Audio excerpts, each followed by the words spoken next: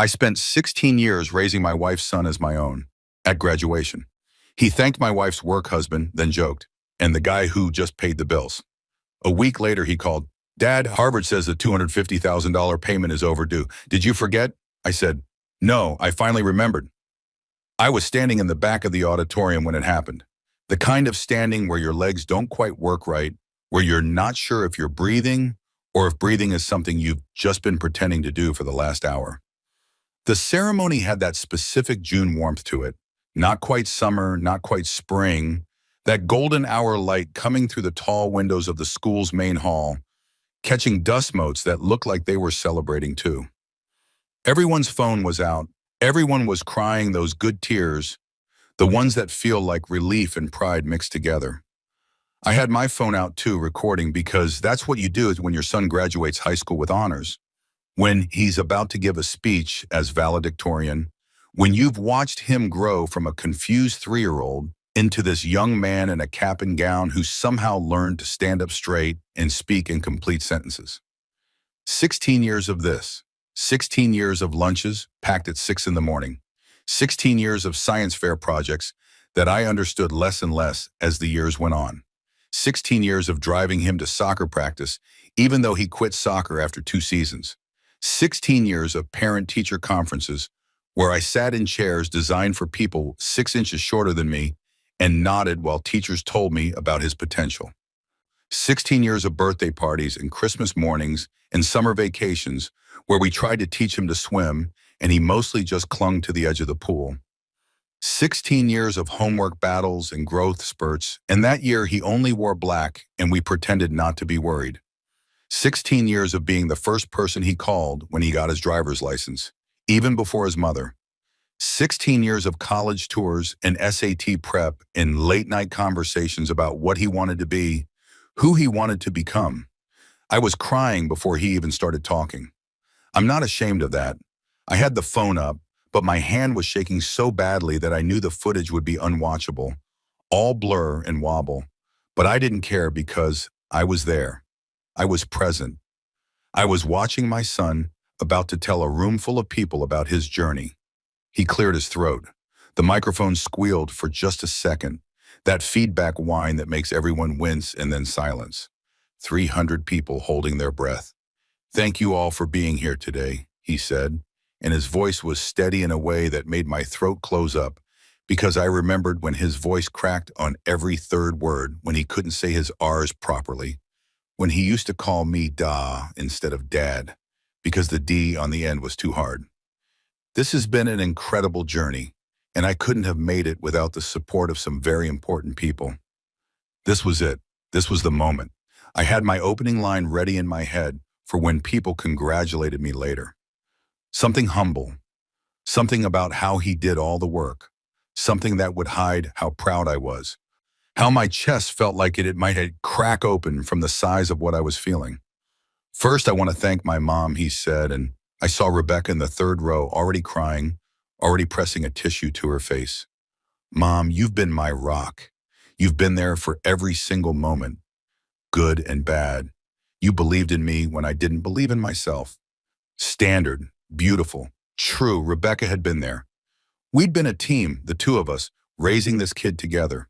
I could feel my cue coming. Could feel the moment where he'd turn, where he'd look at the back of the room where I always stood during his events, because I was too tall to sit in front and block anyone's view, and he'd say something that would make me completely lose it. "And I want to give a very special thank you to Marcus Chen," he continued. The name hit me like cold water. Marcus Chen, Rebecca's colleague, the guy from her office who came to our Christmas parties and talked about quarterly reports and synergy, the guy who had been coming to do more and more of our family dinners over the past few years. The guy Rebecca always described as her work husband, with a laugh that sounded like it was trying too hard to be casual. "Marcus," my son said, his voice getting warmer, getting softer, "you've been such an important mentor to me. All those Saturdays you spent helping me with my college essays, all those phone calls when I was stressed about applications, all the advice about life and career and becoming a man. I wouldn't be standing here heading to Harvard without you." The applause started. Light, appreciative, the kind of applause you give when someone mentions a helpful teacher or coach. I watched Marcus Chen stand up from where he was sitting, third row next to Rebecca, in what I had assumed was just a courtesy seat because he'd driven her to the ceremony. He waved, modest and friendly, and sat back down. Rebecca was beaming at him, saying something I couldn't hear, probably thanking him. My phone was still recording. I could feel it in my hand, but I couldn't feel my hand anymore. "And of course," my son said, and now there was something else in his voice, something that took me a second to identify because I'd never heard it directed at me before. Amusement. A kind of dismissive amusement, the tone you use when you're making a joke everyone's in on except the subject. "I should thank the guy who paid the bills." Laughter, not a lot, but enough. Enough to know that some people found it funny. Enough to know that he'd meant it as a joke. My son smiled, that winning smile he'd developed somewhere in high school, the one that got him elected class president, the one that made teachers forgive late assignments. He didn't look at me, didn't seek me out in the back of the room, just moved on to thanking his favorite teacher, his best friend, the principal. I stopped recording, put the phone in my pocket. The ceremony continued around me, but I wasn't in it anymore. I was somewhere else, somewhere outside my body, watching from a distance as this event played out, as my son accepted his diploma, as they threw their caps, as parents rushed forward for pictures and hugs, and that specific chaos that happens when ceremonies end and everyone wants to memorialize the moment. I left before the crowd dispersed, walked out through the side door, got to my car in the parking lot, and sat there with my hands on the steering wheel, not turning the engine on, just sitting. The sun was still golden. The day was still beautiful. Families were starting to stream out of the building, laughing, taking photos in front of the school sign. My phone buzzed. "Rebecca, where are you? We're taking pictures." I didn't respond. I watched a father lift his daughter onto his shoulders, even though she was probably too old for that, watched her laugh and grab onto his head for balance. Watched another family arrange themselves by height. The dad in the back, everyone smiling at someone's extended phone. The guy who paid the bills. 16 years, and that's what I was. The guy who paid the bills. I drove home. Didn't go to the celebration dinner. Sent a text that I wasn't feeling well, which wasn't exactly a lie because I wasn't sure I was feeling anything at all, just a kind of numbness that might have been the emotional equivalent of shock. Rebecca called twice. I didn't answer. My son, I was still calling him that in my head, still couldn't quite shift the language, even though something fundamental had shifted in reality. Sent a text that just said, "You okay?" And I almost laughed because what was I supposed to say to that? "No, I'm not okay. You just reduced 16 years of my life to a punchline?"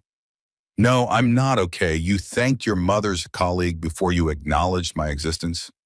"No, I'm not okay because I just realized I don't know who you are or who I am or what any of this has been." I sent back, "Fine, congratulations." Because what else do you say?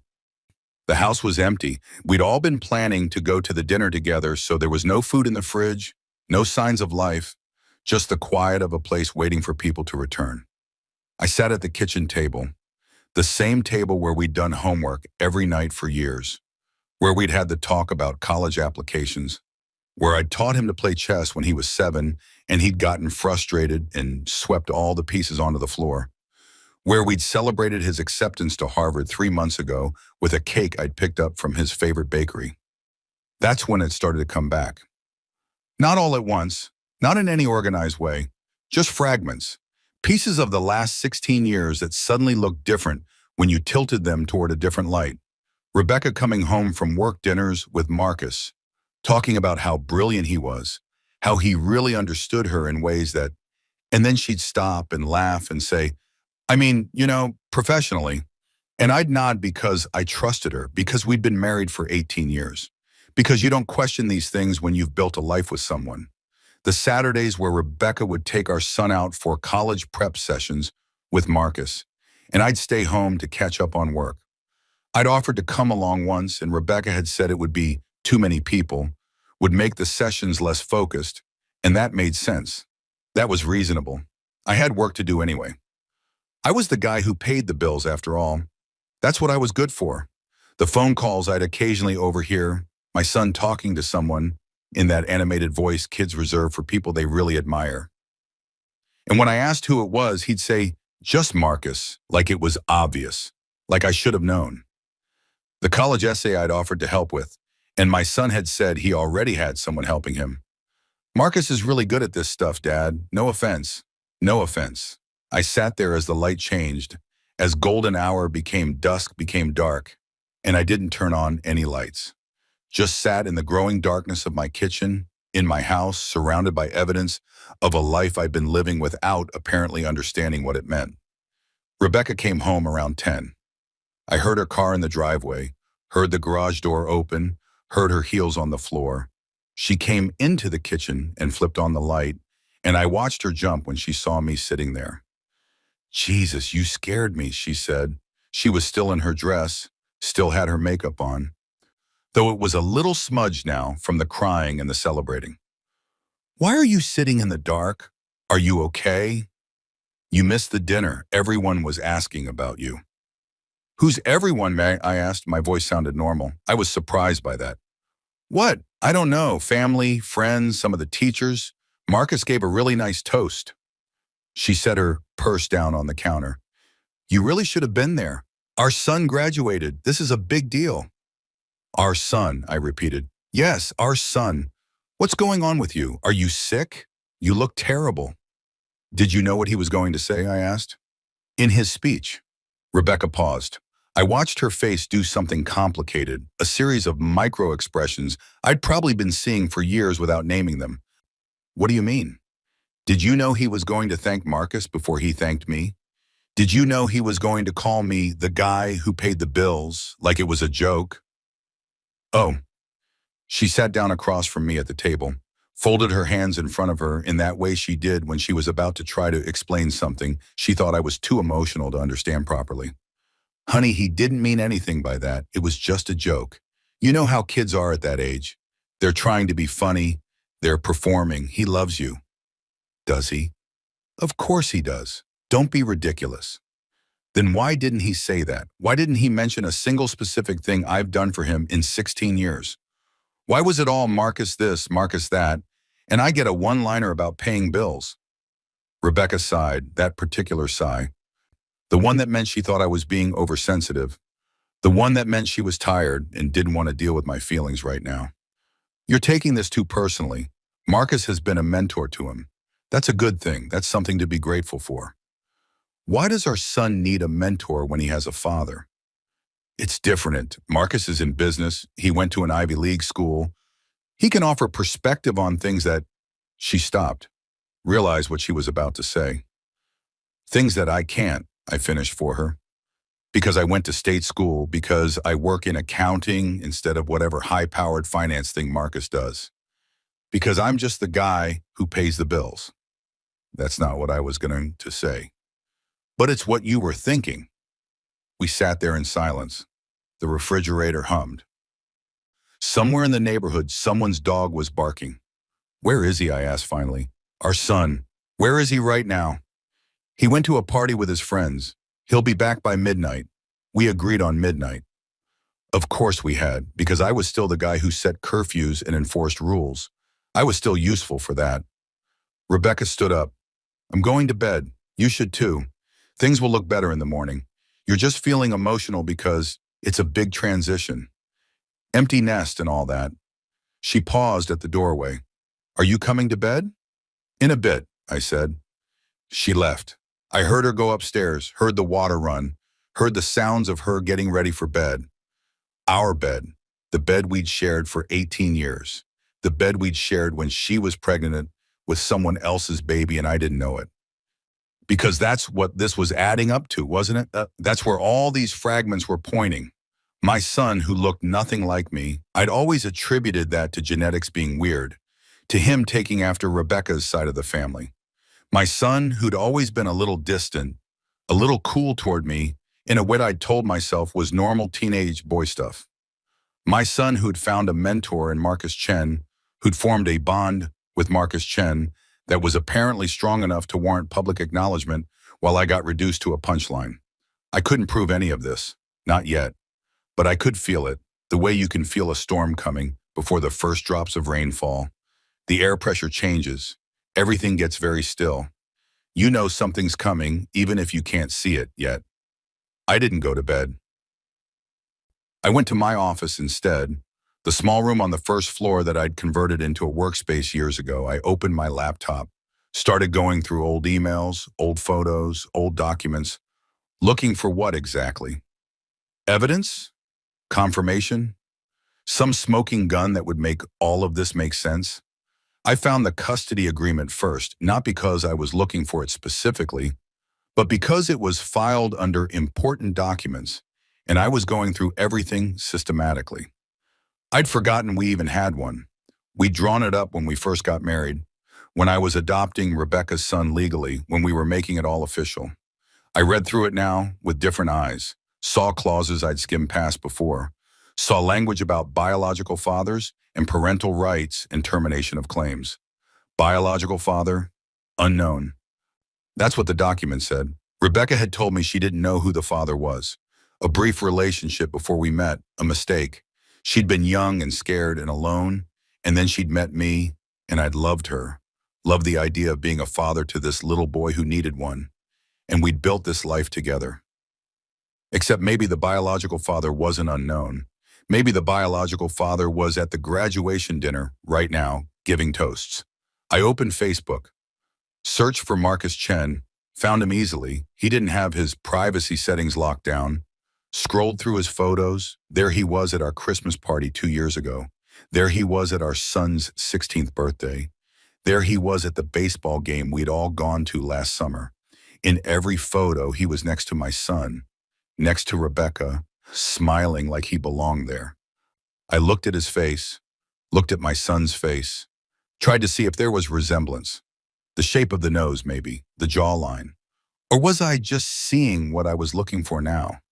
Was I constructing a narrative out of nothing, out of hurt feelings and paranoia? But then I found the photo that stopped me. It was from 3 months ago when Harvard acceptances came out. My son standing between Rebecca and Marcus, holding his acceptance letter, all three of them with their arms around each other, all three of them beaming. I'd taken that photo, I'd held the phone and said smile, and captured that moment. And I hadn't thought anything of it because Marcus had been there when the letter arrived. He'd stopped by to drop off some work documents for Rebecca. Perfect timing. What were the odds? And of course we'd included him in the celebration photo because that's what you do with the family friends. Family friends. I looked at the caption. My son had posted it himself. Got into Harvard. Couldn't have done it without these two. These two. Not my parents, not my mom and dad. These two, Rebecca and Marcus. The people who'd helped him get into Harvard. The people who mattered. I closed the laptop, sat in the dark office, listened to the house settle around me. The truth is, I'd known something was off for years. You always know, some part of you always knows when the math doesn't add up, when the story has gaps, when the people you love are carefully arranging themselves in configurations that exclude you. But you don't want to know, so you don't look too closely. You tell yourself you're being paranoid. You tell yourself you're being insecure. You tell yourself that love means trust, and trust means not questioning, and not questioning means accepting the version of reality you're being sold, until you can't anymore, until your son stands in front of 300 people and tells you exactly where you rank in his life. I heard a car pull into the driveway around 11:30, heard my son come in through the front door, trying to be quiet because he thought I'd be asleep. I stayed in my office. Heard him pause outside the door, saw the light from the hallway shift as he stood there, probably debating whether to knock. He didn't, just went upstairs. I heard his footsteps above me, heard him brush his teeth, heard his door close. That night I made a decision. Not fully formed yet, not complete, but the beginning of something. I wasn't going to confront anyone. I wasn't going to demand answers or truth or explanations. Not yet. First, I was going to know. Really know. I was going to find out exactly what I'd been paying for all these years. Because if I was just the guy who paid the bills, then I should at least know what those bills had bought. The next morning was a Saturday. Rebecca slept late. She always did on weekends. My son slept later. He always did, period. I got up at 6 like I always did, made coffee like I always did, sat at the kitchen table with my laptop like I always did. Except this time, I wasn't checking work emails or paying household bills or looking at retirement fund statements. I was looking at Marcus Chen's entire online history. LinkedIn first. Marcus Chen, Senior Vice President at Sterling Financial Group. Graduated from Harvard. Class of 2006. Interesting. The same school my son was about to attend.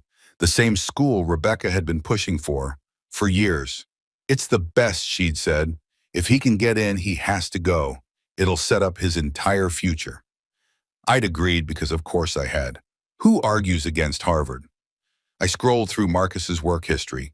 He'd been at Sterling Financial for 12 years. Before that, a startup that had gone under.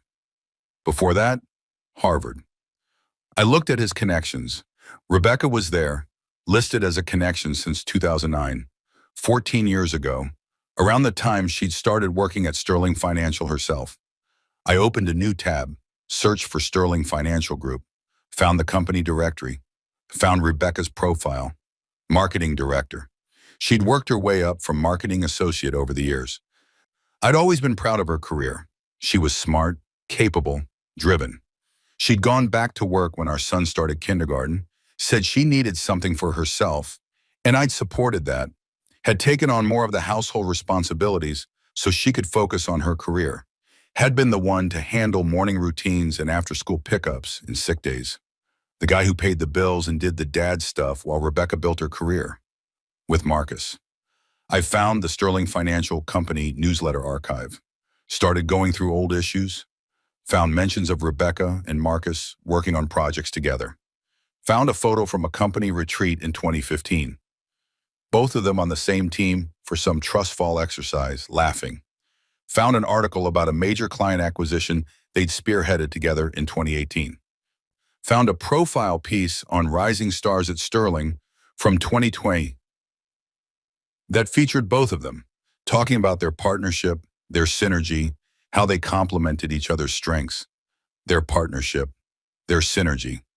I heard movement upstairs. Rebecca was awake. I closed the laptop as she came down, still in her robe, hair messy from sleep. Morning, and she said, heading straight for the coffee. You're up early. Same time as always, I said. She poured her coffee, added cream and sugar in the precise ratios she preferred, came to sit across from me. Are you feeling better about yesterday? I'm fine. You're clearly not fine. You barely said 2 words last night. You missed the dinner. I know you're upset about the speech, but honey, you have to let it go. He's a kid. Kids say thoughtless things sometimes. He's 18. He's going to Harvard. He's not a kid. Fine, young adult. Same principle. He didn't mean to hurt your feelings. How do you know what he meant? Rebecca set down her coffee mug with a click that sounded too loud in the quiet kitchen. What is this really about? Because it feels like you're looking for reasons to be angry. I'm not angry, I said, and it was true. I wasn't angry. I was something else. Something colder and clearer. I'm just wondering about some things. Like what? Like how long you've been sleeping with Marcus Chen. The silence that followed was the kind that has weight to it. Physical presence, the kind that pushes against your eardrums. Rebecca's face went through several expressions very quickly. Shock, anger, calculation. She landed on indignant. Excuse me? You heard me. I can't believe you would. How dare you accuse me of. She stood up, her chair scraping against the floor. I have never cheated on you. Never. The fact that you would even think that. Is Marcus our son's biological father? Different silence now. Longer. Rebecca's face went carefully blank. That's how I knew I was right.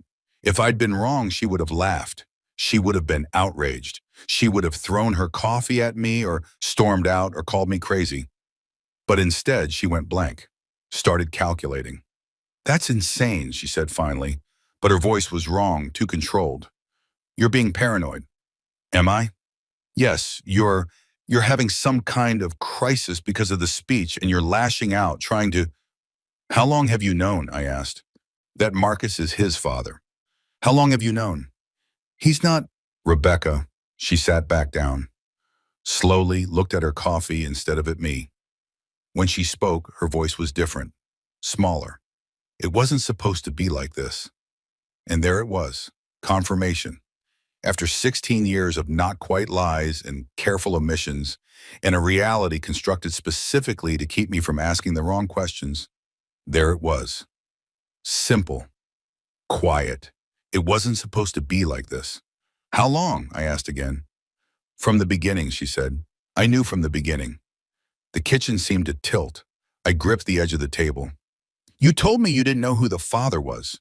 You told me it was someone you dated briefly, someone who wasn't in the picture. I know what I told you. So you lied. She stopped, started again. It was complicated. Uncomplicated. She finally looked at me. Her eyes were wet, but she wasn't crying yet. Marcus and I worked together. We had a thing, brief, before you and I got serious. I got pregnant. He wasn't ready to be a father. He had this whole career plan. He was trying to make partner. It wasn't the right time for him. So he bailed. So we agreed that I would raise the baby on my own. He signed away his parental rights. It was all legal, all documented. And then I met you, and you were so kind, so eager to be a father, and I thought it was a gift, a second chance for both of us. Did he know? I asked. When you married me, when I adopted the baby, did Marcus know? Yes. And he was fine with that? Just signed away his kid and moved on? It wasn't like that. He cared. He just wasn't in a position to, but he is now, I said, understanding, clicking into place. That's what this has been. All these years, he's been in the picture the whole time, hasn't he? All those work dinners, all those mentoring sessions, all those Saturdays helping with college essays. He's been playing dad while I paid the bills. No, it wasn't like that. We didn't plan this. He didn't come back into our lives until a few years ago. We reconnected at work, and he asked about his son, and I thought it would be good for them to have some kind of relationship. Not as father and son, just as mentor and mentee. I thought it would be good for both of them. Did you ask me? Did you think about whether it would be good for me to have my wife's baby daddy hanging around our family dinners? Don't call him that. What should I call him? Your work husband? That's what you always said, right? Your work husband. Like it was cute, like it was a joke. I laughed, and it sounded wrong even to my own ears. Does our son know? Rebecca shook her head. No, we agreed, Marcus and I agreed, that it would be too confusing for him, that it was better if he just thought of Marcus as a family friend. But he doesn't think of him as a family friend, does he? He thinks of him as the person who got him into Harvard, the person who really shaped his life, while I'm just the guy who paid the bills. Stop saying that. Why, it's true, that's all I've been to either of you. A wallet with legs, a reliable income source. The sucker who signed the adoption papers and the checks while you and Marcus played happy family on the side. That is not fair, Rebecca said. And now she was crying, tears running down her face, her voice breaking. You've been a wonderful father. You've been exactly what he needed. I have never thought of you as just a paycheck. You're his dad. You're the one who raised him. But I'm not the one he thanked, I said. I'm not the one he credits with his success. I'm not the one who matters. He loves you. Does he? Or does he love the idea of having a stable home and a college fund while bonding with his real dad? Marcus is not his real dad. You are. Rebecca, I said very quietly, very carefully, you don't get to decide that. Not anymore. She reached across the table, tried to take my hand. I pulled away. Please, she said, please, can we talk about this? Can we figure this out? I know I should have told you. I know I should have been honest from the start. But I was scared. I was young and pregnant and alone, and Marcus didn't want the baby, and you were there and you loved me. And I thought I was doing the right thing. I thought I was giving everyone what they needed. What I needed was the truth. I know that now. But please don't throw away 18 years of marriage because of this. Please don't throw away your relationship with your son because I made a mistake all those years ago. 18 years of marriage, or I repeated, built on a lie, and not just one lie, years of lies. Every time Marcus came over for dinner and you introduced him as your colleague. Every time he helped our son with something and you acted like it was just mentorship.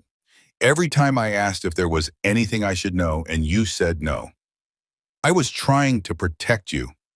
You were trying to protect yourself, I said. You were trying to have it both ways. The stable husband and the exciting ex-boyfriend. The reliable father and the impressive mentor. You were trying to give Marcus access to his son without having to deal with the mess of telling the truth. That's not, tell me this, I interrupted. Harvard. The push for Harvard. Was that Marcus's idea? She didn't answer, didn't need to. I could see it in her face. He went to Harvard, I said.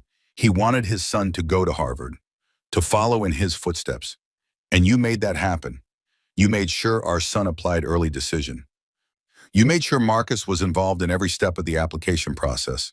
You made sure I stayed out of it because what did I know about Ivy League schools, right? I just went to state school. I wouldn't understand. It was the best opportunity for him. It was what Marcus wanted. Why can't it be both? I stood up. I needed to move, needed to do something other than sit at this table across from this woman who I thought I knew. I need you to tell me the truth about something else, I said. And I need you to really think before you answer because I'll know if you're lying. I've apparently been living with lies for years without noticing. But I'm noticing now. Okay, she said, small-voiced. Are you still sleeping with him? With Marcus? Are you having an affair? No, she said immediately. No, I swear. I swear on everything. We work together. We're friends, but we're not. We haven't been together like that since before you and I got married. I would never do that to you. I wanted to believe her. Some part of me, the part that still remembered what it felt like to trust her, wanted to believe that at least this wasn't happening. But how could I? How could I believe anything she said now? I need time, I said. I need to think. Of course, take whatever time you need. Do you want me to, should I go stay somewhere else for a few days? No, I said, I'll go. I went upstairs, packed a bag. Rebecca didn't follow me, which was probably smart because I wasn't sure what I would have said or done if she had. I threw clothes into a duffel without paying attention to what I was grabbing.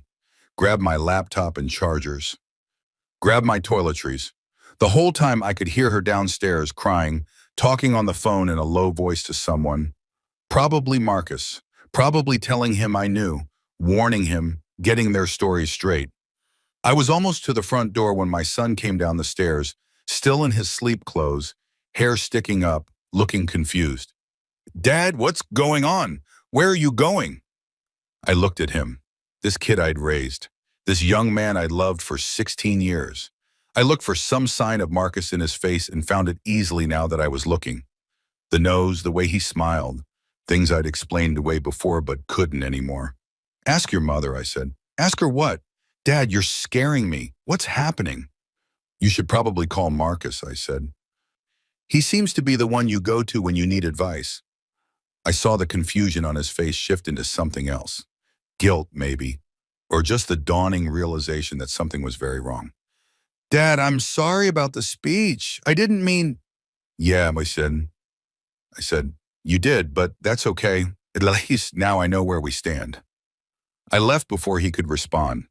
Threw my bag in the car, started the engine, pulled out of the driveway of the house I'd been paying the mortgage on for 15 years.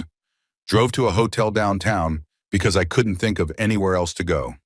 Checked in, sat on the edge of the bed in a room that smelled like industrial cleaning products in other people's lives. My phone was buzzing. Rebecca, my son. Rebecca again. A text from my son. Please call me. I don't understand what's happening.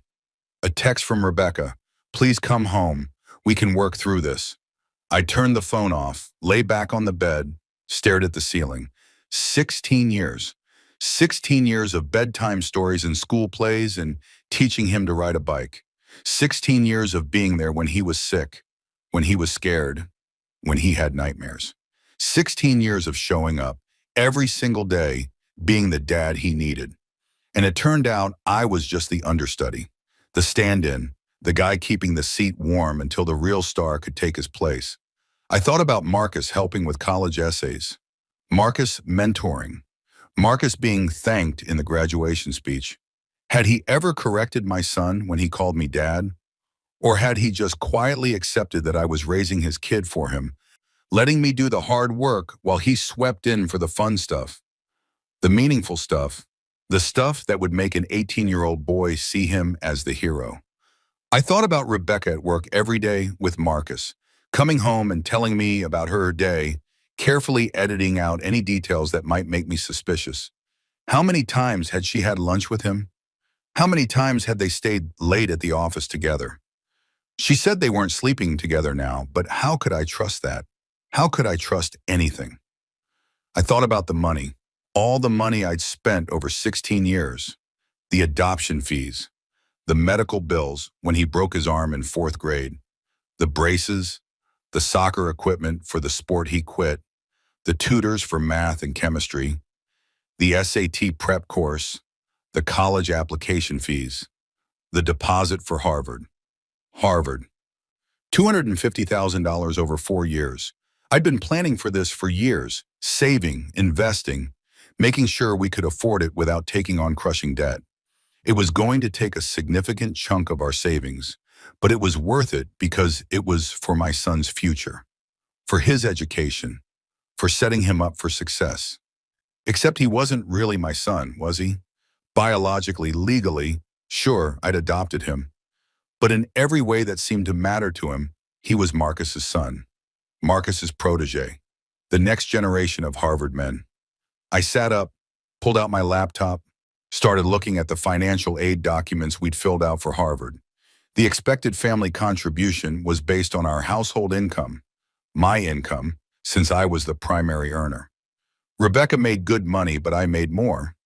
I was the one whose salary had determined that how much aid we'd receive, which was essentially none because we made too much for need-based aid.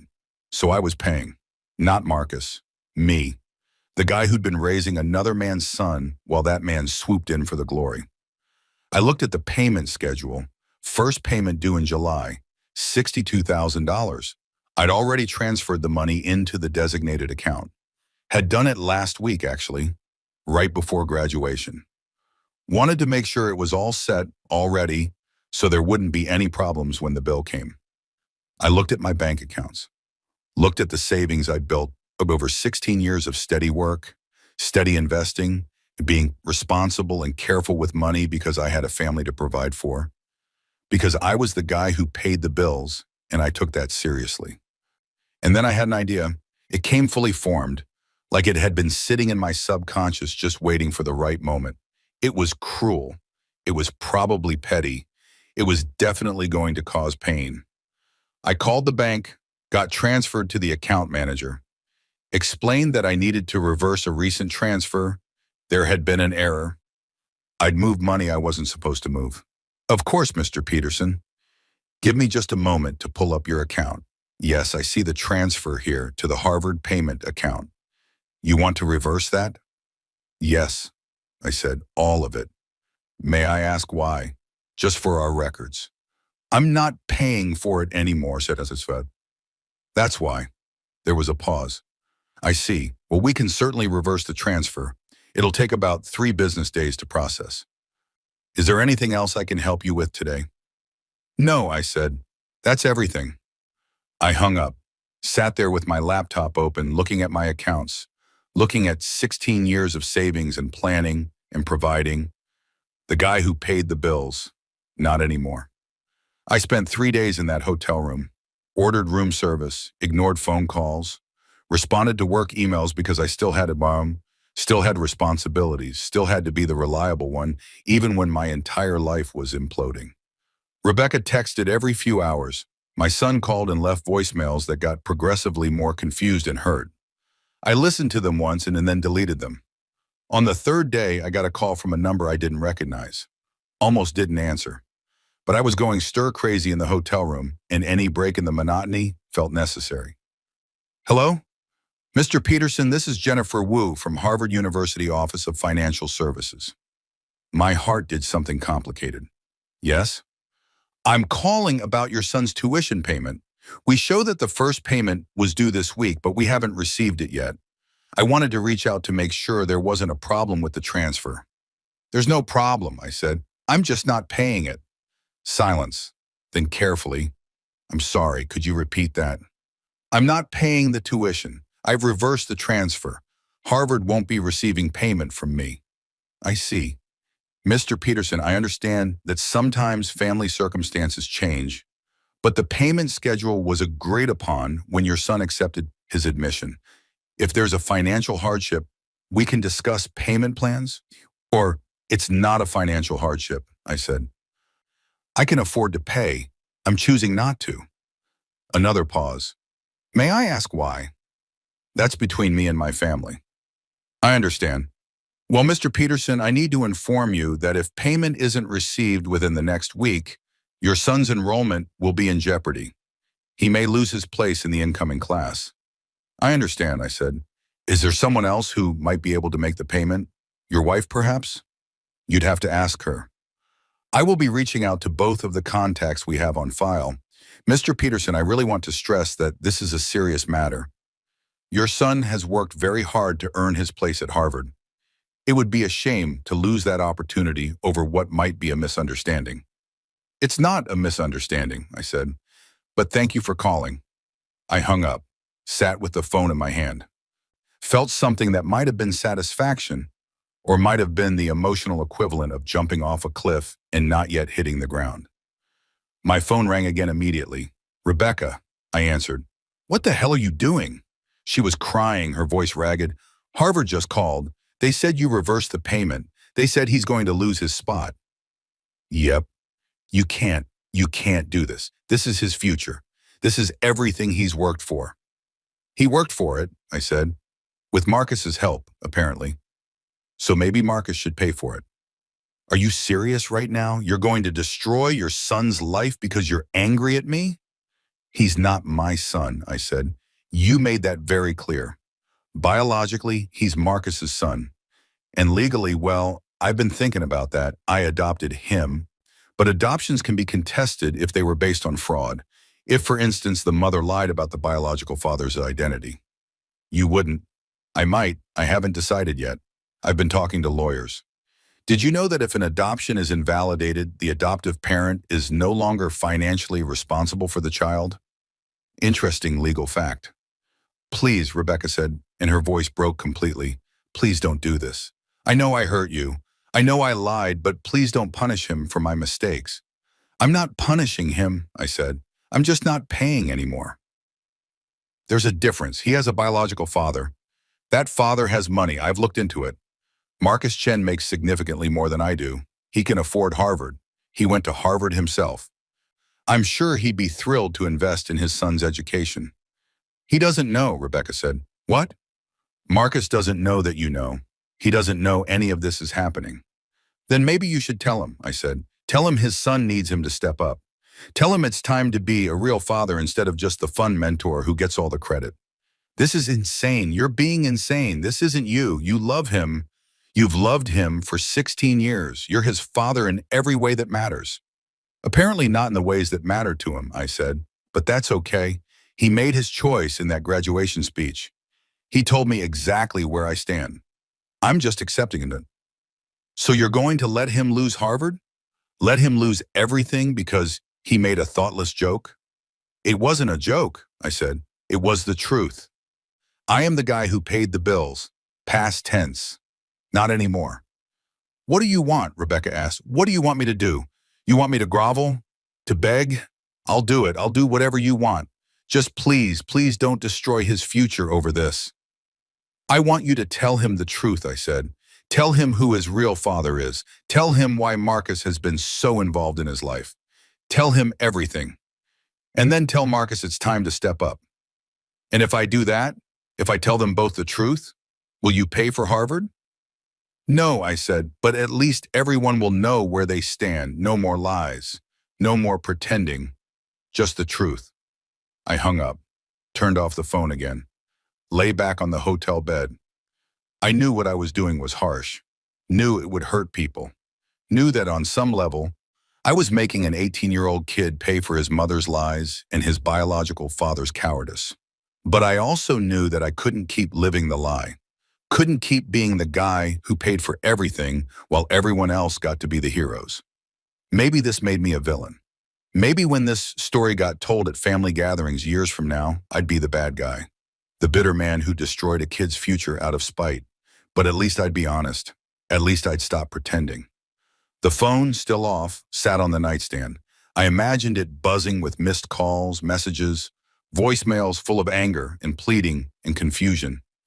I imagined Rebecca having to sit down with our son and explain why his college fund had disappeared. Imagined her having to tell him the truth she'd hidden for 18 years. Imagined Marcus getting a phone call that would change his comfortable arrangement, force him to be more than just the mentor who got all the glory. I didn't turn the phone back on, not that night, not the next morning. I checked out of the hotel and drove to my brother's place 3 hours away. He took one look at my face and let me in without questions, set me up in his guest room, brought me a beer, and sat with me in silence until I was ready to talk. When I finally told him the whole story, he was quiet for a long time. "So you're really not going to pay for Harvard?" he finally asked. "I'm really not." "That's cold, man." "Yeah. I mean, I get why you're angry. That's a massive betrayal. Both of them lying to you for years, the kid disrespecting you in public. All of it, but he's still the kid you raised." "Is he?" I asked. "Because it doesn't feel like it. It feels like I was raising him for someone else, like I was the foster parent, and now it's time for him to go back to his real family. Biology doesn't make you a real parent. You know that. Tell that to my son. Tell that to Rebecca. Apparently Marcus is the one who really matters." My brother sighed. "What are you going to do long term? You can't hide out here forever." "I don't know," I said. "I genuinely don't know. But I did know one thing. I knew I wasn't going to pay for Harvard. I knew I wasn't going to be the guy who just swallowed his hurt and wrote the check and pretended everything was fine. I'd spent 16 years pretending. I was done. My brother let me stay for a week, let me use his guest room and his Wi-Fi and his beer fridge without asking too many questions. I finally turned my phone back on and found exactly what I'd expected. 43 missed calls, 37 voicemails, over 100 text messages. I didn't listen to the voicemails, scrolled through the texts instead. Rebecca cycling through anger and pleading, "You're being cruel. Please talk to me. This is our son's future. I'll do anything. Please," my son, confused and hurt. "Dad, what's going on? Why won't you answer?" Harvard called again. "Dad, please. I don't understand what I did. Please just talk to me." And then toward the end of the week, a new number. A message that made me sit up straighter. "Mr. Peterson, this is Marcus Chen. I think we need to talk. Rebecca told me everything. I understand you're angry and you have every right to be. But please, can we meet? Can we discuss this like adults? There's a lot you don't know, a lot I'd like to explain. Please call me back." I stared at that message for a long time. Marcus Chen, the man himself, finally ready to have a conversation, finally ready to acknowledge his role in all this. I called him back. He answered on the first ring. "Mr. Peterson, thank you for calling." "It's just Peterson," I said. "Or we can use first names if you prefer. Though it feels weird to be on a first-name basis with the man who's been playing house with my wife and son for years."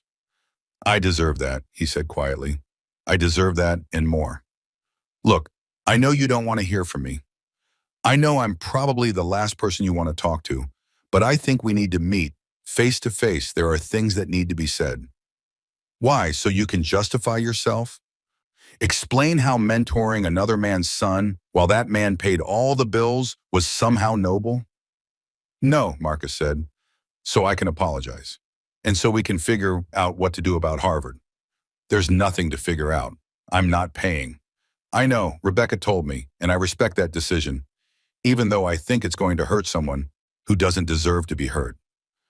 "He hurt me first," I said. "That graduation speech was cruel and thoughtless, and he knows that now." Rebecca told him everything. About me, about the lies, all of it. He's devastated. Good. Mr. Peterson, I told you, just Peterson. Peterson, please, let me buy you a coffee. Let me sit across from you and say what needs to be said. And then if you still want to walk away from all of this, if you still want to let Harvard fall through, I'll respect that. But at least give me a chance to talk to you, man to man. I almost said no, almost hung up. But some part of me, the part that had spent 16 years trying to do the right thing, trying to be the bigger person, trying to be a good father even when it was hard, that part made me say yes. We met at a coffee shop halfway between my brother's place in the city. Neutral ground. Marcus was already there when I arrived, sitting at a corner table, 2 cups of coffee in front of him. He stood up when he saw me, extended his hand. I didn't shake it, just sat down, took the coffee cup he pushed toward me. Thank you for coming, he said. Up close, I could see the resemblance even more clearly. He had the same eyes as my son, the same way of tilting his head when he was thinking. I'd missed it before because I hadn't been looking. Now I couldn't stop seeing it. You have 5 minutes, and I said, I need more than that. Then talk faster. He wrapped his hands around his coffee cup. I was a coward, he said. 18 years ago, I was a young associate trying to make partner, trying to build a career, and Rebecca told me she was pregnant, and I panicked. I told myself I wasn't ready, told myself it was her choice what to do, told myself that signing away my parental rights was the responsible thing to do because I couldn't be the father a kid deserved. And then you married me off to her and let me do it instead. I didn't marry you off to her. I didn't even know she was seeing someone until she was already engaged. By then, the baby was born. You were already in the picture, already stepping up. I figured I'd done the right thing. The kid had a father, a real father, someone who wanted him. So what changed, I asked. Why come back into the picture at all? Marcus looked down at his coffee. I saw him by accident. Rebecca and I worked together, but we'd kept our distance. Different departments. We'd see each other in meetings, but we never talked about him. And then one day, maybe 4 years ago, she brought him to the office, some take your kid to work thing. And I saw him, and he was so smart, so confident, so full of potential, and he looked like me. Must have been quite a shock. It was, and I know I had no right. I know I'd given up any claim to him, but I couldn't stop thinking about him. I started asking Rebecca about him, how he was doing in school, what he was interested in, and she was lonely, I think. You worked long hours. She was managing her career and raising a teenager, and she felt like she was doing it all alone. I was there, I said. I was there every day. You were there, Marcus agreed. But were you present? Did you talk to her about what she was going through? Did you make her feel seen? Don't try to make this my fault. I'm not. I'm just explaining how it happened, how we started talking more, how I started asking if I could help with our son. Not as his father, I knew I'd forfeited that right, but as a mentor, someone from his mother's world who could offer guidance or trees. And Rebecca was fine with us, is fine with you playing dad while I paid the bills. She thought it would be good for him. And maybe she liked having me around. Not romantically, he added quickly. I know you don't believe that, but it's true, we're not having an affair. We haven't been together since before you married her, but maybe she liked the attention, the partnership, someone who understood her career, her ambitions. While I was home packing lunches and making sure homework got done, you were being a father, Marcus said, a real father, the kind I should have been. And yet he thanked you in his speech, not me, you. Marcus flinched. I didn't know he was going to do that. I swear, if I'd known, I would have stopped him. Would you, or would you have enjoyed it? Your son publicly acknowledging you in front of 300 people? He's not my son, Marcus said quietly. Not in any way that matters. You're his father. You're the one who raised him. I was just the coward who swooped in for the easy parts. We sat in silence.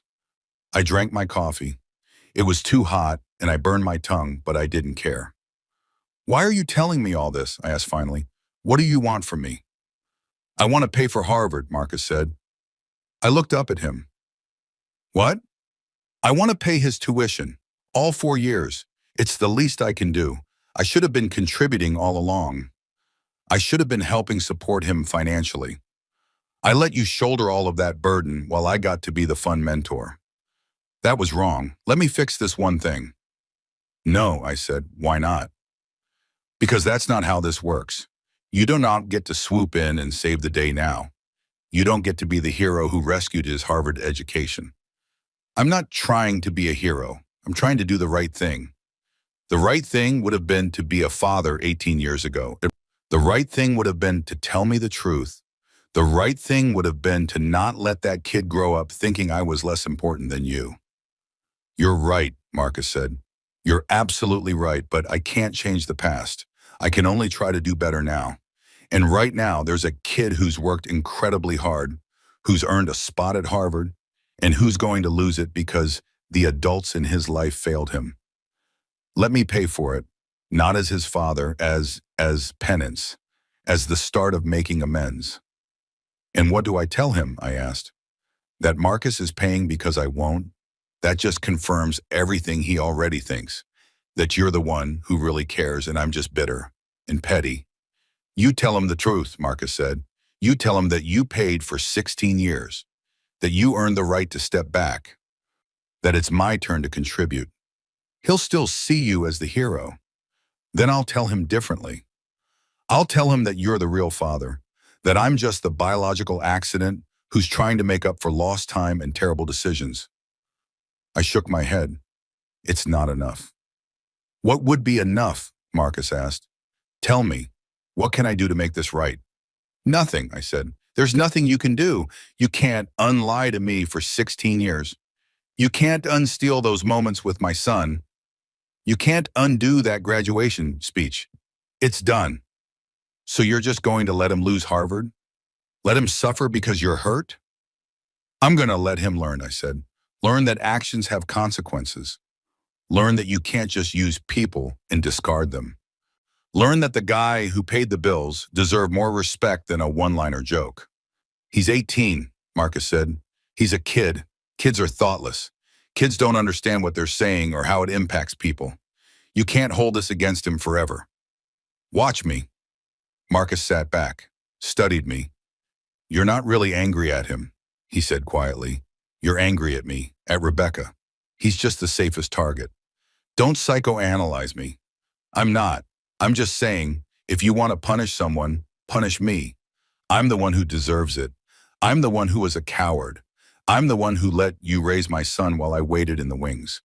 Take it out on me, but don't destroy his future over this.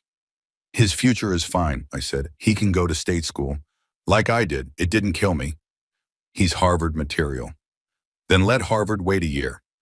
Let him take a gap year. Let him work. Let him figure out what it's like to not have everything handed to him by the guy who pays the bills. You're being cruel. I'm being honest, I said. For the first time in 16 years, I'm being completely honest about what I want and what I'm willing to do. And what I want is to stop being used. What I'm willing to do is walk away. From your son? From the lie, I said. I'm walking away from the lie that I was ever really his father, that I was ever more than a paycheck and a place to sleep. Marcus looked at me for a long moment. Then he said very quietly, if you do this, if you really let Harvard fall through, you'll regret it. Not today, not tomorrow, but someday. Someday you'll look back and realize you let your hurt destroy something irreplaceable. Maybe, I said. Or maybe someday I'll look back and be glad I finally stood up for myself. I left the coffee shop, left Marcus sitting there with 2 half-empty cups and whatever guilt he was carrying. Got in my car and sat there for a minute, hands on the steering wheel, not going anywhere. My phone buzzed. A text from my son. Please, Dad, please talk to me. I'm so sorry. I didn't know what I was saying. I didn't know it would hurt you. Please, or... I stared at that message, at the dad he still called me, even though he knew the truth now, at the please repeated like a prayer. For a moment, I wavered. For a moment, I thought about calling him back, about having the conversation, about finding some way to move forward that didn't involve destroying his Harvard dreams. But then I remembered standing in the back of that auditorium, Remembered the casual dismissiveness in his voice when he called me the guy who paid the bills. Remembered 16 years of being second best, second choice, the backup plan. I put the phone away without responding. I stayed at my brother's for another week, worked remotely, avoided Rebecca's calls, deleted voicemails without listening to them. My brother asked once if I was sure about what I was doing, and I said yes, even though I wasn't sure of anything anymore. The deadline for Harvard's first payment came and went.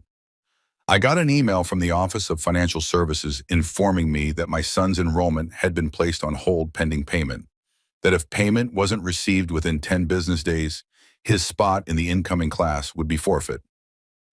I deleted the email. 2 days later, I got a call from my son. I almost didn't answer, but something made me pick up. "Dad." His voice was rough, like he'd been crying.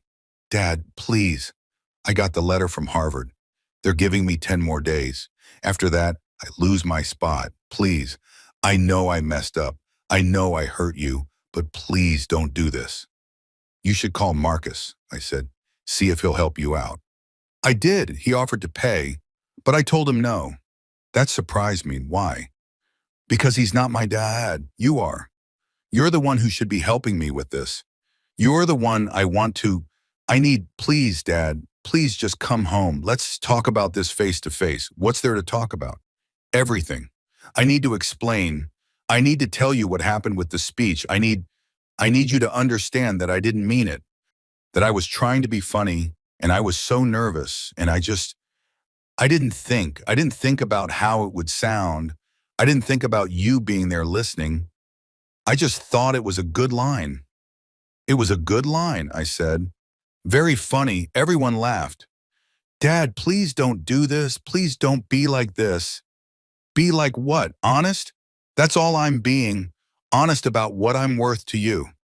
"You're worth everything to me," he said, and his voice broke. "You're my dad. You're the person who raised me. You're the one who was there for everything. I know that. I've always known that. You have a funny way of showing it. I was stupid. I was 18 and stupid, and I don't know what I thought. I thought everyone knew how important you were to me. I thought it was obvious. I thought I didn't need to say it because everyone already knew." "They didn't know," I said. "I didn't know. All I knew was that you thanked Marcus first. All I knew was that when you thought about who got you to that moment, you thought of him. Because he helped with my essays, because he gave me advice about applications. But you're the reason I could even apply. You're the reason I had the stability and the support and the foundation. You're the foundation of everything. I didn't say that, and I should have. I should have made that clear. It's too late now, and it's not too late, and I can fix this. I'll call Harvard. I'll tell them there was a mistake. I'll explain, but explain what? That your dad is being petty? That he's punishing you for a joke? No, I'll tell them. I'll tell them the truth. That I hurt my dad, that I took him for granted, that I need time to fix that before I can focus on college. You're going to turn down Harvard?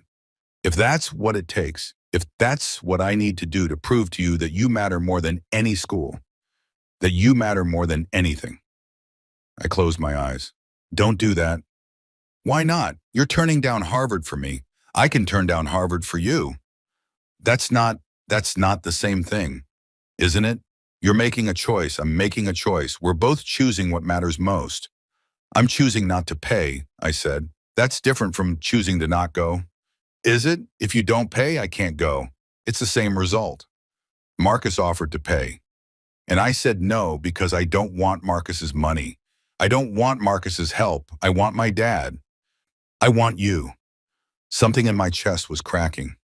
I could feel it, the careful wall I'd built over the past 2 weeks, starting to develop fault lines. "You called him Marcus," I said. "Not my biological father or anything like that. Just Marcus." "He's Marcus," my son said. "That's all he is. That's all he's ever been. Some guy my mom used to date. Some guy who gave me advice because he went to Harvard. But your dad, you're the person who matters. You didn't make that clear in your speech. I know, and I'm so sorry. I would do anything to take that back. I would do anything to go back to that moment and say it right, to thank you the way you deserve to be thanked. But I can't. All I can do is tell you now, tell you that you're my dad, that you're the most important person in my life, that I don't care about Harvard or any of it if it means losing you. You're not going to lose me, I heard myself say, aren't I? You won't answer my calls. You won't come home. You're not paying for school. That feels like losing you. I just need time. How much time? Because Harvard needs an answer in 10 days. I don't know. Dad, please just come home. Just talk to me face to face. Let me show you. Let me prove to you that I understand what I did wrong, that I understand what you mean to me. I was crying. I hadn't realized it until that moment, but I was crying, sitting in my brother's guest room, phone pressed to my ear, crying like I hadn't cried since my own father died. I don't know if I can do this, I said. I don't know if I can keep being your dad after this. Why not? Because you're not mine. Biologically, you're Marcus's. And now that I know that, now that everyone knows that, I don't know where I fit anymore. You fit exactly where you've always fit, my son said fiercely. You're my dad. Biology doesn't change that. Marcus doesn't change that. Nothing changes that except you walking away. And if you walk away, if you really do this, then yeah, maybe you're right. Maybe you won't be my dad anymore. Because my dad wouldn't give up on me. My dad would be there, even when things are hard, even when I screw up. That's who you've always been. Please don't stop that now. You hurt me, I said. That speech hurt me more than anything I've ever. I know it did. And I'm sorry. I'm so sorry. I will spend the rest of my life making that up to you if you let me. But please let me. Please don't make one stupid moment define our entire relationship. I couldn't speak, could barely breathe. Dad, are you there? I'm here. Will you come home? I need more time. How much more time? I don't know. I need to figure some things out. Okay, he said quietly. Okay, but please, will you at least think about Harvard?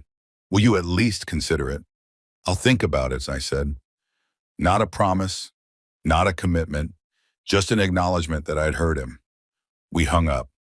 I sat there in the silence of the guest room, my brother's house quiet around me, and I thought about choices. About the choice Rebecca had made 18 years ago to lie to me. About the choice Marcus had made to walk away from his son. About the choice my son had made to thank Marcus instead of me. About the choice I was making now to withhold payment, to let Harvard slip away, to force some kind of reckoning. Were any of us making the right choices? Or were we all just stumbling around trying to minimize damage, trying to protect ourselves? I pulled out my laptop, looked at my bank accounts again. The money was there. The money had always been there. I'd been saving for this for 16 years, every month, setting aside a portion of my paycheck for college, for my son's future, for the education that would set him up for success, my son. Was he still my son if I knew the truth about his biology? Was fatherhood just genetics, or was it something more? Something built over 16 years of showing up, of being present, of loving someone even when they were difficult or distant or disappointing. I thought about Marcus offering to pay, about him trying to swoop in and save the day, trying to be the hero after 18 years of being absent. If I let him pay, my son would grow up thinking Marcus was the one who came through when it mattered. Would grow up with a story about how his biological father stepped up when his adoptive father walked away. But if I paid, what was I teaching him? That he could treat me however he wanted and I'd still be there, wallet open, ready to fund his dreams? That there were no consequences for careless cruelty? That I'm sorry was enough to erase the hurt? I didn't have answers, just questions stacking up on top of each other, getting heavier. 3 days before Harvard's final deadline, Rebecca showed up at my brother's house. I opened the door and there she was, looking exhausted. Looking like she'd been crying for weeks. Can we talk? She asked. My brother appeared behind me. I'll give you two some space, he said, and disappeared into the back of the house. Rebecca and I sat on the front porch. It was evening, the sky going purple, the air cooling down. Somewhere down the street, kids were playing, their voices carrying in the quiet. He told you he'd give up Harvard, Rebecca said, if that's what it took to fix things with you. He told me. Did you believe him? I don't know, maybe. He meant it, she said. He's been a mess, crying, not eating. He really thinks he's going to lose you. He already lost me when he made that speech. That's not true. You're hurt. I understand that. I understand why you're hurt. But you haven't lost each other. Not unless you choose to. You lied to me for 18 years, I said. You let me raise another man's son without telling me the truth. You let me bond with him, love him, build my entire life around being his father. And it was all based on a lie. It wasn't all a lie, Rebecca said. The love was real. The family was real. The only lie was about biology. That's not a small lie, Rebecca. I know it's not. And I'm sorry. I'm so sorry. If I could go back and do it differently. But you can't. None of us can. So we're here with this mess, and I'm supposed to just, what? Forgive and forget? Keep paying the bills while Marcus gets to be the beloved mentor? Marcus doesn't want to be the beloved mentor. He wants to pay for Harvard himself. He wants to step up.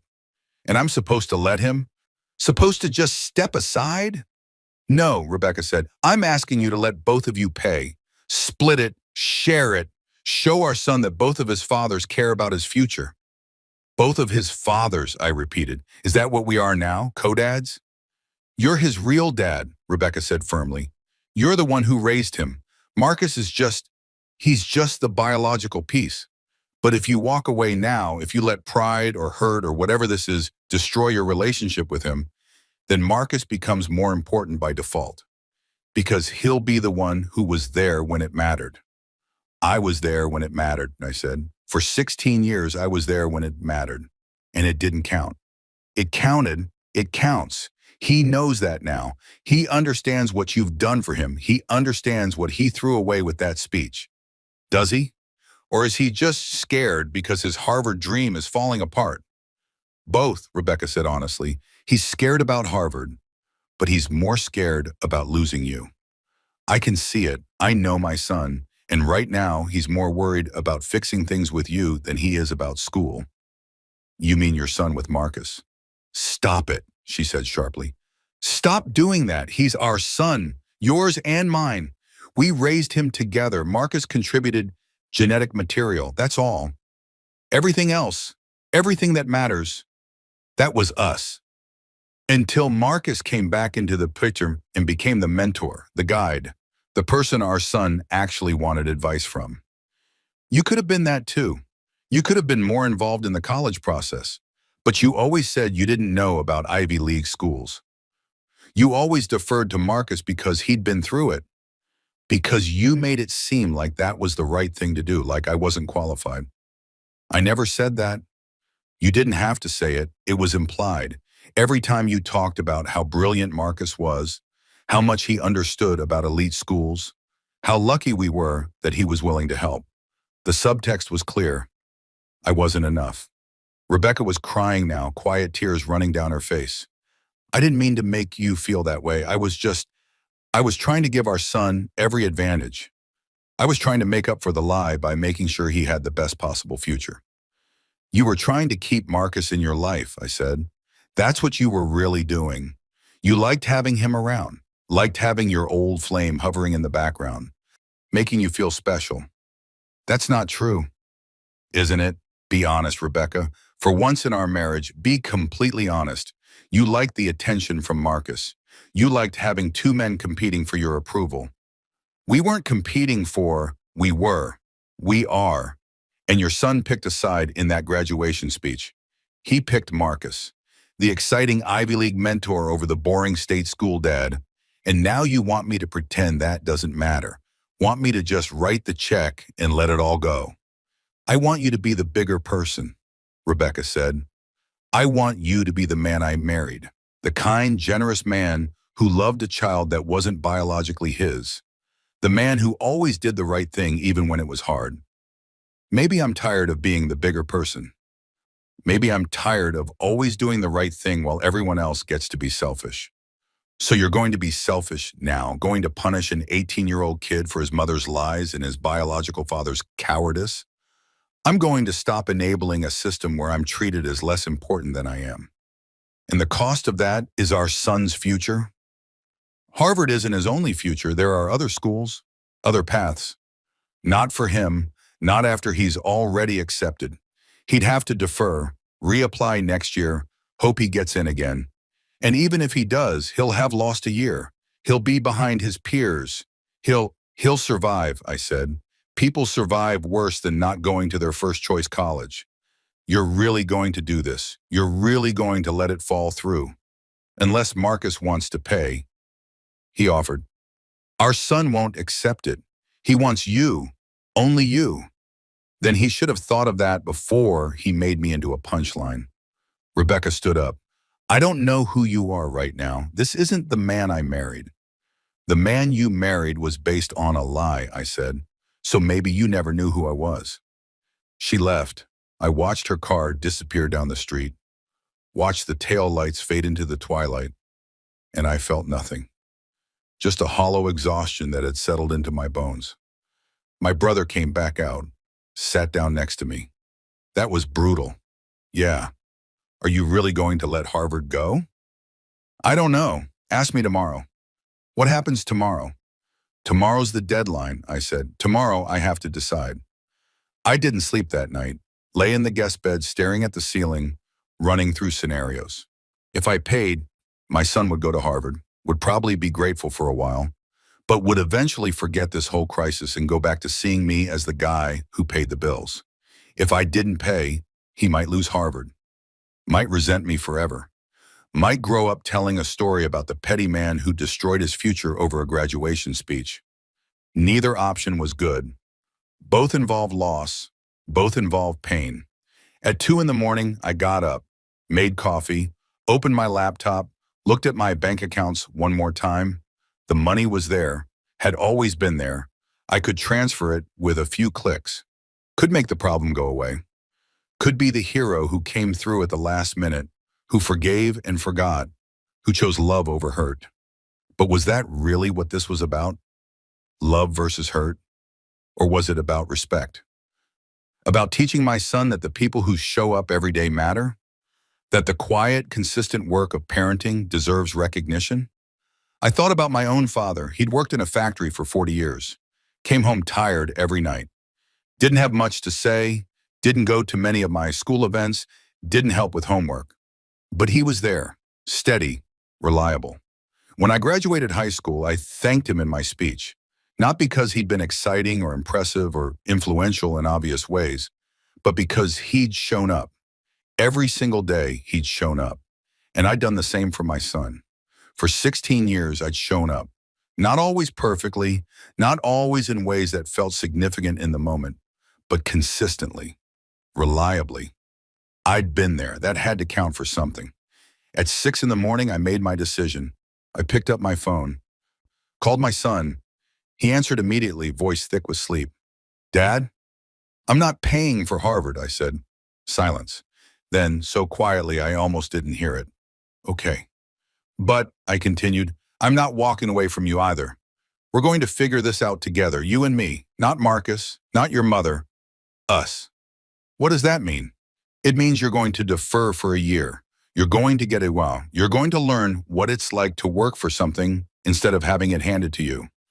And at the end of that year, we're going to sit down and talk about Harvard, about whether you've earned it, whether you understand the value of what I've given you all these years. I understand now, he said. I promise I understand. You think you do, but you don't. Not really. Understanding isn't the same as living it. You need to live it. And if I do, if I defer and work and prove that I get it, will you help me with Harvard then? We'll see, I said. I'm not making any promises, but I'm also not closing the door. What do I tell them, Harvard? Tell them the truth, that you need time to fix a relationship that matters more than school. They'll either understand or they won't. And if they won't, if they give my spot to someone else, then you'll find another path. There's always another path. I could hear him crying on the other end of the line. I'm sorry, Dad. I'm so sorry for what I said, for what I did. I know you are. Now show me. I hung up, sat with my coffee in my brother's kitchen as the sun started to rise. My phone buzzed almost immediately. Rebecca, then Marcus, then my son again. I didn't answer any of them. I'd made my choice. Now they had to make theirs. 2 months later, I moved back home. Rebecca and I were sleeping in separate bedrooms, going to marriage counseling twice a week, trying to figure out if there was anything left to salvage. The counselor kept asking if I could forgive her. I kept saying I didn't know. My son had deferred his Harvard admission, was working at a coffee shop downtown, coming home exhausted and humbled, starting to understand what minimum wage felt like, what it meant to be on your feet for 8 hours, what it cost to be the guy who just did his job without recognition or glory. We had dinner together once a week, just the two of us. No Rebecca, no Marcus, just father and son trying to rebuild something that had broken. He didn't complain about the deferral. Didn't ask again when I was going to pay for Harvard. Just worked his shifts, saved his money, came to our dinners, and talked to me about what he was learning. I was an asshole, he said one night over pizza. Yeah, I agreed. I took you for granted. Yeah. I don't know how to fix that. You're fixing it, I said, right now by being here, by working, by not expecting me to just make everything easy. Do you think you'll ever forgive me for the speech? I thought about that. I don't know, maybe, but that's not the right question. What's the right question? The right question is whether you have learned anything, whether you understand now what you didn't understand then. I'm trying to, he said. I'm really trying. I know, I said, and I did. I could see him trying.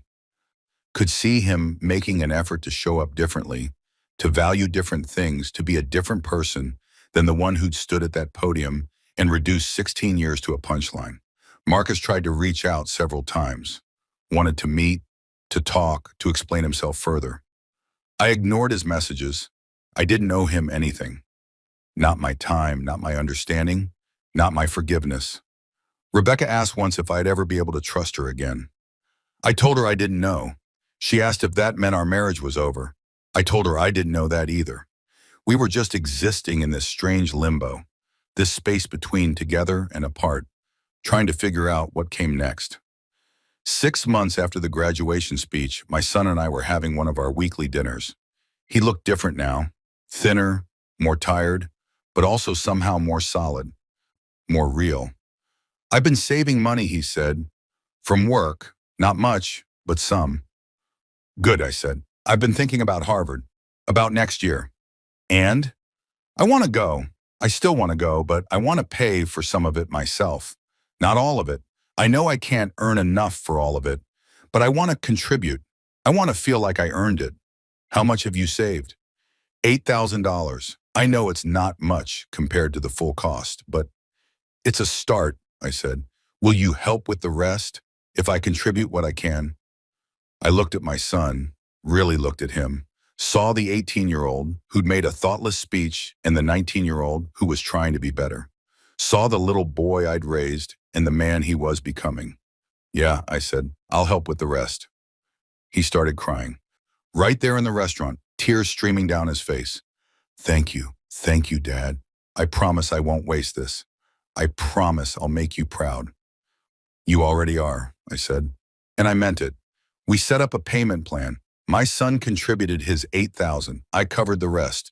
Not all at once, but in installments, month by month, both of us earning it together. He kept working part-time during his first semester, sent me his grades at the end of each term, not because I asked, but because he wanted to show me he was taking it seriously.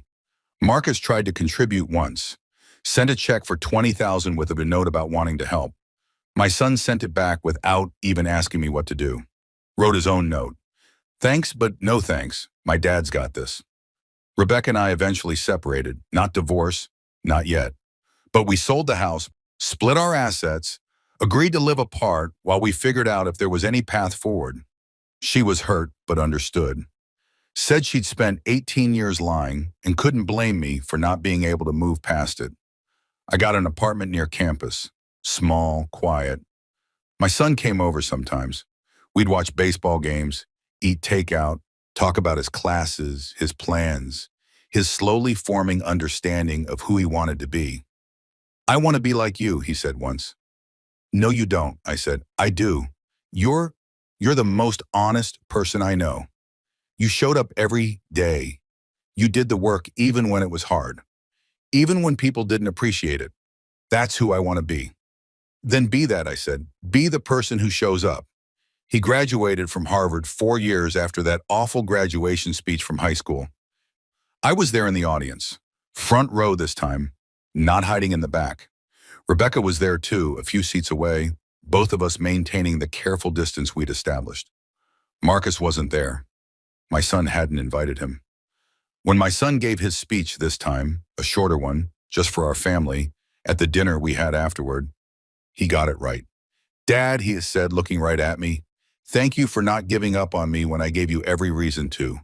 Thank you for teaching me what it means to earn something. Thank you for showing up every single day of my life, even when I didn't appreciate it, especially when I didn't appreciate it. You're the reason I'm here. You're the reason I know what real love looks like. You're the reason I understand that the most important things in life aren't the flashy moments. They're the quiet, consistent choices to be present, to be there, to pay the bills and pack the lunches and show up to the things that matter. You taught me all of that. You're my dad. You're my hero. And I'm sorry it took me so long to say that." I cried through that whole speech. Didn't even try to hide it. Just let the tears come while my son stood there, finally saying the things I'd needed to hear 4 years earlier. Later, as we were leaving the restaurant, he pulled me aside. "The guy who paid the bills," he said. "I think about that line all the time, about how stupid I was, how cruel." "It's okay," I said. "It's not. But I want you to know I get it now. I get that paying the bills isn't the small thing. It's everything. It's the foundation. It's the love made tangible. It's showing up in the most real way possible." "Yeah," I said. "It is. So thank you," he said, "for paying the bills, for being the guy who paid the bills. Because that guy was actually the guy who gave me everything." We stood there in the parking lot, father and son, and I thought about the journey that had brought us here, the speech that broke us, the year of deferral that rebuilt us, the slowly earned trust and understanding. It hadn't been easy. It hadn't been clean. There had been pain and anger and moments when I'd wanted to walk away entirely. But we'd gotten through it, together. "I love you, Dad," my son said. "I love you too," I said. And this time I believed that he understood what that meant. Not just the words, but the weight behind them. The 16 years of showing up, the bills paid, the lunches packed, the quiet, unglamorous work of being a father. He understood now, finally. And that understanding, that was worth more than any graduation speech. That was worth everything.